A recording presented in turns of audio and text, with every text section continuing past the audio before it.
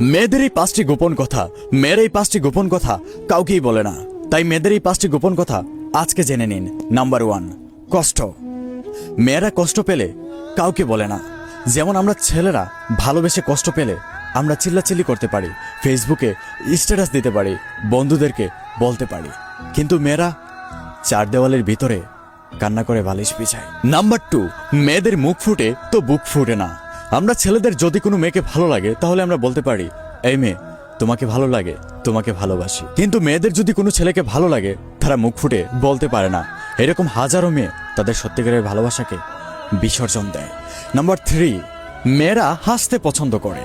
কিন্তু আপনি যদি একটা মেয়েকে জিজ্ঞেস করেন তুমি এত হাসো কেন, অধিকাংশ মেয়েরাই তার হাসির কারণ বলতে পারবে না। কারণ মেয়েরা চুপ থাকলে তাদেরকে অহংকারী বলা হয়, হিংসুটে বলা হয়। মেয়েরা কলঙ্কের ভয়ে হাজারো কষ্ট বুকের মধ্যে চাপা দিয়ে হেসে বেড়ায়।